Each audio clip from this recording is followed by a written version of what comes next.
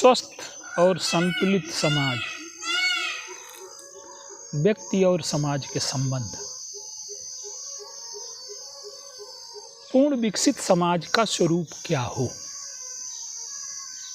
आइए इस पर आज थोड़ा सा विचार करते हैं।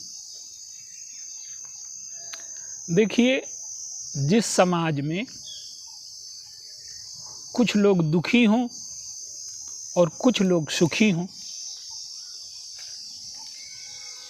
ये अधूरापन है समाज का। कुछ लोग धनी हों, कुछ लोग निर्धन हों, कुछ के पास इतना अन्न हो कि वो नष्ट कर रहे हैं और कुछ भूखों मर रहे। ये समाज की संपूर्णता नहीं है। तो एक बार सृष्टि में ऐसा हो चुका है कि व्यक्ति और समाज के संबंध स्वस्थ हो गए, पूर्ण हो गए, और समाज भी पूर्ण हो गया। लेकिन उसकी आधार भूमि क्या है? समाज में जो राम राज्य है, वो समाज और व्यक्ति की सर्वश्रेष्ठ स्थिति है। लेकिन ये एक दिन में नहीं बना। इसके लिए बहुत बड़ा प्रयत्न करना पड़ा। जब लोग ये समझते हैं कि संविधान से, दंड से सब कुछ हो जाएगा, वो भ्रम में है। संविधान से व्यक्ति भयभीत हो सकता है। आपातकाल में कितने कठोर संविधान थे, कितने कड़े नियम थे। क्या व्यक्ति सुधर गया?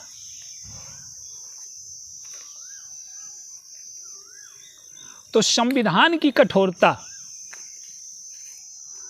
व्यक्ति को बदल नहीं सकती, थोड़ा भयभीत कर सकती है। तो इसी प्रकार से जब समाज में दंड को बहुत अधिक मूल्य दे दिया जाता है, दंड जो है वो रोग के लक्षण की चिकित्सा है, रोग के कारण की चिकित्सा नहीं है।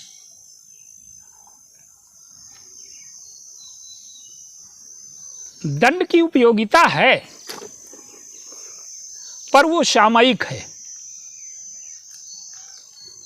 संविधान से कभी समाज को बदला नहीं जा सकता। समाज तो तब बदलेगा जब व्यक्ति का मन बदल जाए।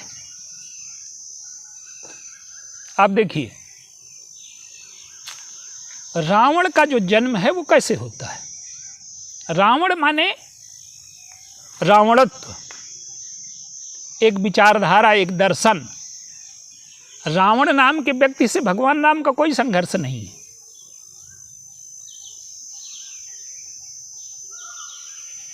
दंड के साथ जब तक करुणा न होगी, तब तक समाज का निर्माण नहीं हो सकता। जैसे एक शल्य चिकित्सक है, वो चीर फाड़ करता हुआ दिखाई देता है, लेकिन उसका जो चीर फाड़ है वो स्वस्थता के लिए है। उसका संघर्ष रोगी से नहीं है, उसका संघर्ष रोग से है। वैकुंठ में जब सनंदन, सनत कुमार ये चारों गए, तो द्वारपालों ने रोक दिया। तो वहां जो रावणत्व का कारण है वो अहंकार है। ब्राह्मणों ने श्राप दे दिया सनकादिकों ने, 3 जन्म तुमको लेने पड़ेंगे। अब भगवान आए सनकादिकों का की प्रार्थना की, महाराज ये तो कोई न्याय नहीं हुआ। अब ये 3 जन्म लेंगे तो मैं 4 जन्म लूंगा।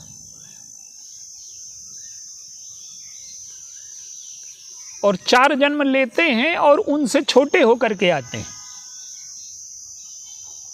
दंड है, पर दंड के मूल में करुणा है। जैसे एक व्यक्ति नाली में गिर गया शराब पी करके, तो आप उसको उठाने जाएंगे तो कीचड़ लग जाएगा। लेकिन दोनों में जमीन आसमान का अंतर है, एक पतित है, दूसरा उद्धारक है। तो पूर्णता समाज की तब तक नहीं हो सकती जब तक दंड के साथ करुणा न जुड़ी हो। जैसे भगवान परशुराम हैं, उनके जीवन में दंड है, और दंड अन्याय को समाप्त करने के लिए आया है। लोभ का अतिरेक हो गया सहस्त्रबाहु में, तो उन्होंने दान से उसको नियंत्रित किया। लेकिन अंत में वो समस्या बन गए, क्या कि वो फरसा दिखाने लगे, भय को मिटाने आए थे और भय के कारण बन गए। तो दंड को जो बहुत अधिक महत्व दिया जाता है समाज में, तो वो समाज का आंतरिक परिवर्तन नहीं कर सकता, वो बाहरी परिवर्तन है, वो लक्षण की चिकित्सा है, वो कारण की चिकित्सा नहीं है। तो भगवान के जो दंड में के मूल में करुणा है। समाज का जो बदलाव है वो मन से होता है। संविधान और कानून मर्यादा जब तक व्यक्ति के हृदय में नहीं अवतरित होती।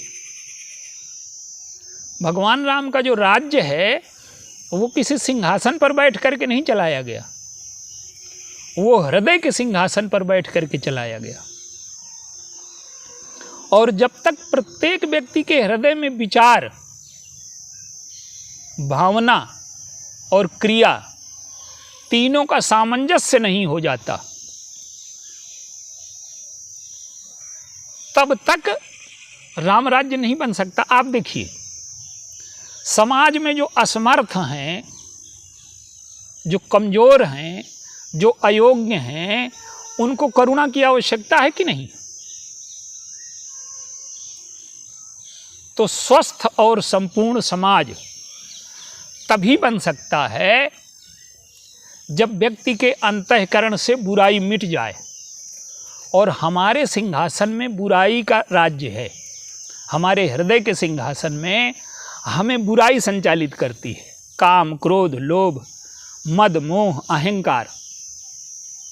हम सबसे बड़े बन जाएं, पैसा अधिक हो जाए, पद वाले हो जाएं, तो हम में अहंकार आ जाता है। तो जो संपन्न समाज है वहाँ अहंकार का रावण घातक है, जो दरिद्र समाज है वहाँ लोभ का रावण घातक है। तो जब तक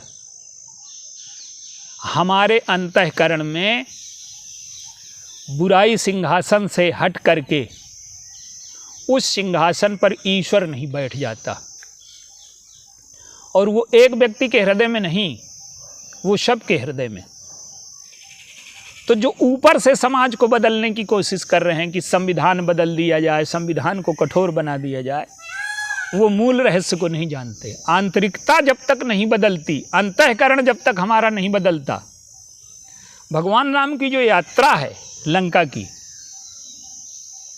वो अंतःकरण को बदलने की यात्रा है। आप देखिए, अयोध्या के सिंहासन से उन्हें उतार दिया गया। अगर वो अयोध्या के सिंहासन पर संघर्ष करके बैठ जाते, तो उनके पास शक्ति है, वो बैठ जाते। लेकिन वो लोगों के हृदय के सिंहासन पर न बैठ पाते। और जैसे ही उन्होंने अयोध्या को छोड़ दिया तो सब लोगों के हृदय के सिंहासन में बैठ गए। यही चीज भरत जी के जीवन में है। भरत जी से कहा गया कि तुम सिंहासन पर बैठ जाओ, सबका मत है। गुरु भी कह रहे हैं, माता भी कह रही है, मंत्री भी कह रहे हैं, पिताजी का भी आदेश है। लेकिन भरत जी इस सत्य को जानते हैं कि यदि मैं अयोध्या की गद्दी पर बैठ गया तो लोगों के हृदय से उतर जाऊंगा। और जब उन्होंने अयोध्या की गद्दी छोड़ने का निर्णय लिया तो गोस्वामी जी ने लिखा कि प्रातः काल लखि निरनौनी के, भरत प्राण प्रिय भे सबहि के। सबके हृदय सिंहासन पर बैठ गए। तो हमारे जीवन से, हमारे जीवन के सिंहासन में शासन रावण का है। रावण कौन है? रावण एक व्यक्ति नहीं है, रावण एक वृत्ति है। जब हम दूसरों का सुख छीन करके स्वयं प्रसन्न होना चाहते हैं तो ये रावणत्व की वृत्ति है। संसार भर की स्त्रियां अपनी स्त्री से हम संतुष्ट नहीं हैं, संसार भर की स्त्रियां हमारी हो जाएं, ये रावण की वृत्ति है। हम कर भले न पाएं पर हमारे मन में तो है ये। दूसरों को कष्ट में डाल करके, दूसरों को संकट में डाल करके, दूसरों को नीचा सिद्ध करके, तो हमारे के हृदय के सिंहासन पर बैठा कौन है? और जब तक हमारे हृदय के सिंहासन में रावण के स्थान पर, देखिए रावण का जीवन क्या है, हमारे जीवन से मिलता जुलता है। जो मिल गया वो व्यर्थ हो गया। इतनी स्त्रियां हैं, उससे संतोष नहीं है।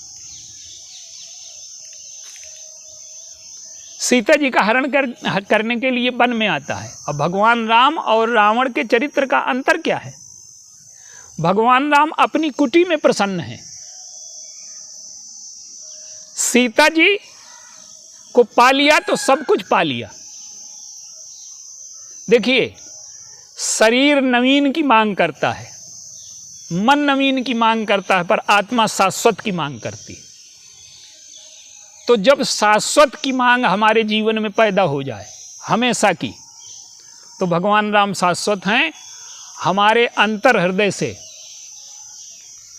जो रावण का शासन है या कैकेयी का शासन है, कैकेयी का शासन क्या है? धर्म के नाम पर दूसरों से छल करना। तो हम विचार करके देखें कि हमारे जीवन में के सिंहासन पर कौन बैठा है। ये जो वृत्तियां हैं, अयोध्या की वृत्ति क्या है? राम राज्य कब बनेगा? समाज पूर्ण कब होगा? जब हम अपने सुख के स्थान पर दूसरों के सुख की चिंता करने लग जाएं, अपने आनंद के स्थान पर दूसरों के आनंद की चिंता करने लग जाएं, दूसरों का कष्ट हम ले लें और दूसरों को अपना आनंद दे दें। कर्म सिद्धांत कभी भी समाज को बराबर नहीं कर सकता, क्योंकि कुछ की योग्यता, सामर्थ्य, संस्कार अलग रहेंगे। तो जो कृपा सिद्धांत है, जो करुणा सिद्धांत है, जीवन में जब तक ये नहीं लागू होता, तो हमारे हृदय के सिंहासन पर भगवान राम बैठे और इसके पहले श्री भरत जी बैठे, तब हमारा जो समाज है, समाज की जो विषमता है, राम राज्य की विशेषता क्या है? राजघाट सब विधि सुंदर बर और मज्जहि तहां बरन चार्यु नर। चारों वर्ण जहां एक साथ स्नान करते हैं, चारों वर्णों में ऊंचे नीचे का भेदभाव मिट गया है, सब बराबर हो गए हैं।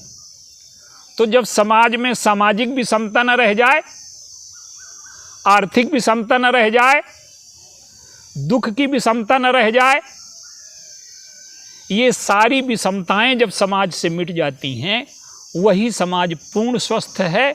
और ये सृष्टि के इतिहास में एक बार चमत्कार हो चुका है। ये होगा तभी जब हमारे अंतर हृदय में सत्य का, ईश्वर का, धर्म का, प्रेम का अवतरण हो।